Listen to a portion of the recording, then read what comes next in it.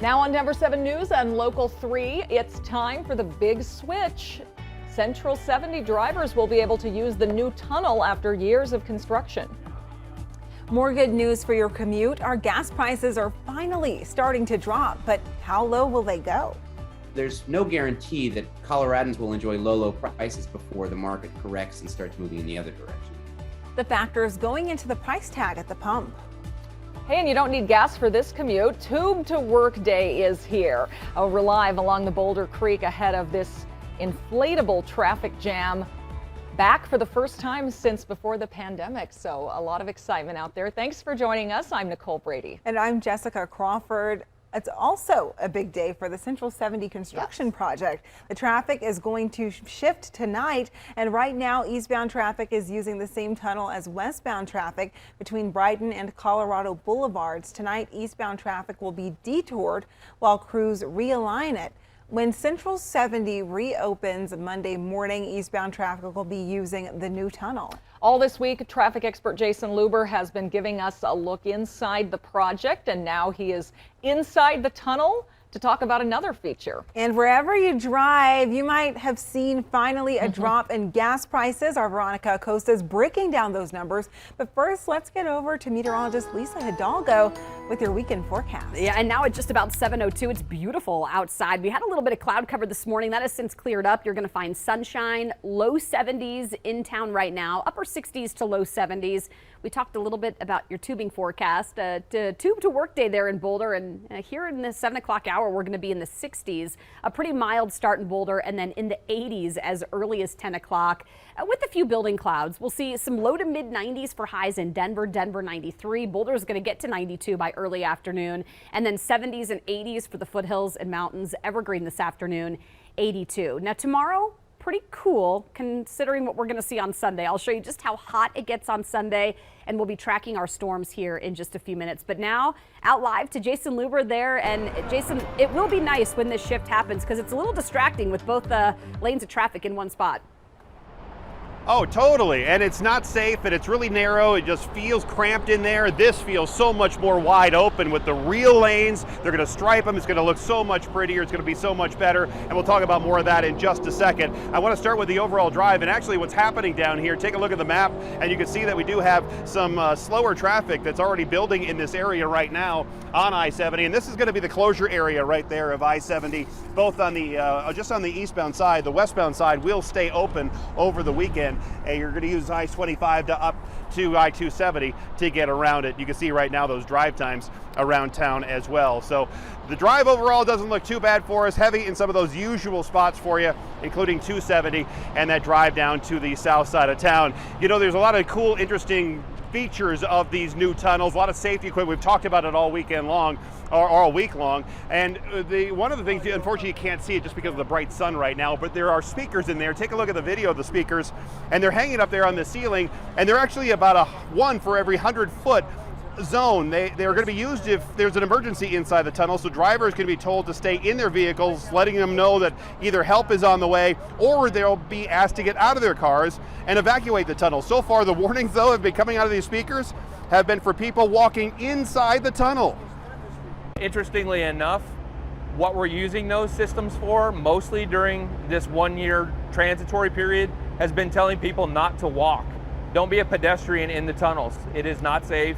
And so we actually use that public address system to tell folks that it's not safe and they need to get out. That's project manager Bob Hayes that I was talking to about this. He tells me about 3 pedestrians a week go strolling through the tunnel. They also have people trying to bike through the tunnel. And as I mentioned, it's just too narrow in there. It's just not a safe thing to do to have people walking down here when you can have that park up above. And that's what they're building up on top of this covered deck. So again, tonight, the big switch happens tonight at 10 o'clock, where they'll close all the eastbound side of I-70 back at I-25. 270 is going to be your alternate route. And of course, we'll be talking more about some of the changes that drivers will be seeing when they drive on this Monday morning, coming up in just a bit. All right, Jason, thanks. And another good piece of news for commuters this morning. Gas prices in Colorado are finally starting to drop. The current statewide average is $4.81 a gallon. That's still 24 cents higher than the national average, but you might find lower prices here in Colorado. Denver 7's Veronica ACOSTA joins us. You found one station that is seeing well below that number in the metro area. It's a pretty good price here behind me. Take a look, $4.37. This is on 120th and Sheridan, not too far from there. This is just down about 40 cents or so, and that is, get this, within just the past couple of hours, or rather 24 hours. Those of you near Longmont or Firestone, some better news for you there, because chances are you're going to be able to find a couple gas stations that have gas for less than $4 a gallon.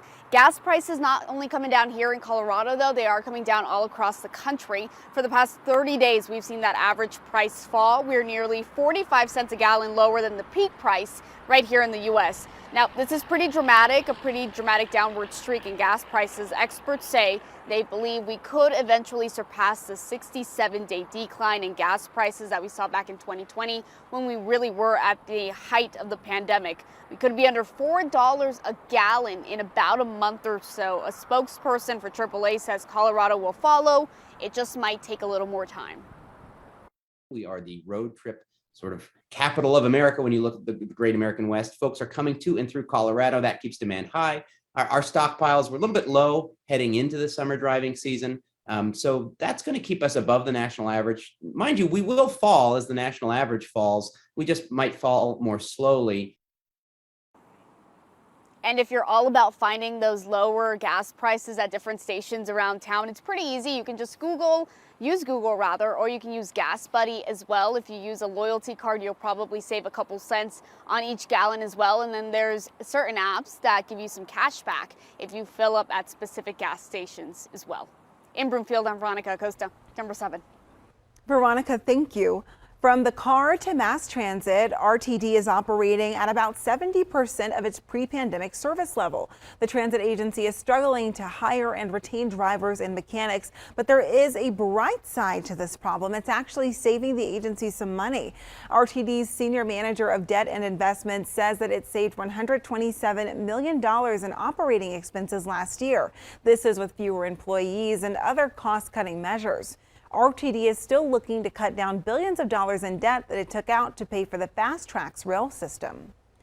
Thousands of people in Denver will be getting new e-bikes thanks to the city's rebate program, but current riders are concerned that the city does not have the bikeways to accommodate the increase, and it isn't moving fast enough with the necessary changes.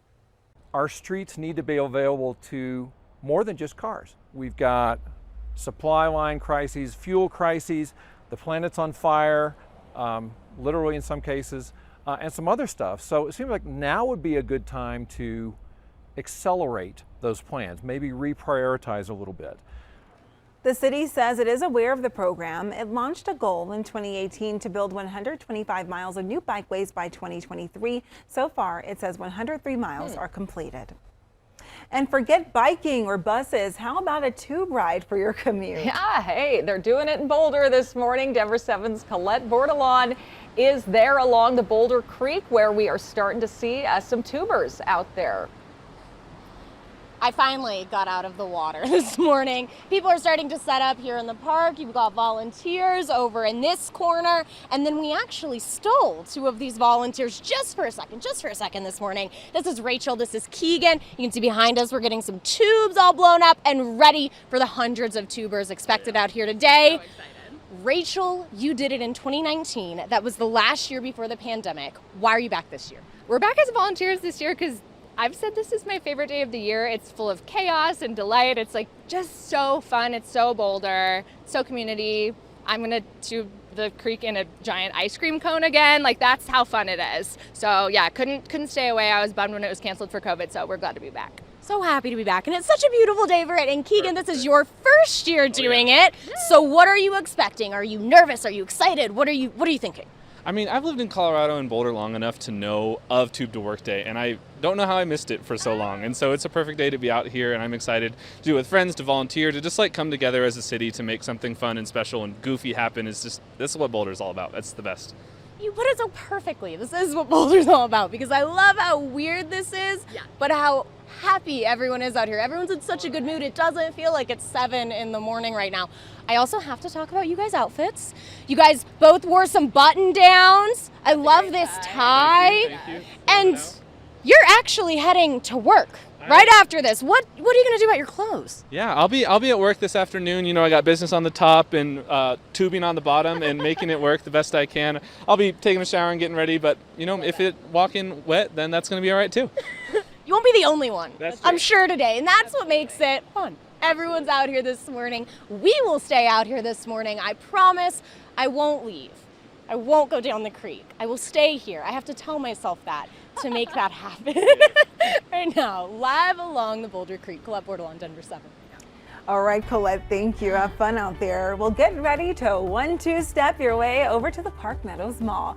The progress Denver's newest power couple, Sierra and Russell Wilson, are making on their latest business venture. And one man going back to the future for movie lovers everywhere, the way he is giving fans who may have missed this a taste of Blockbuster.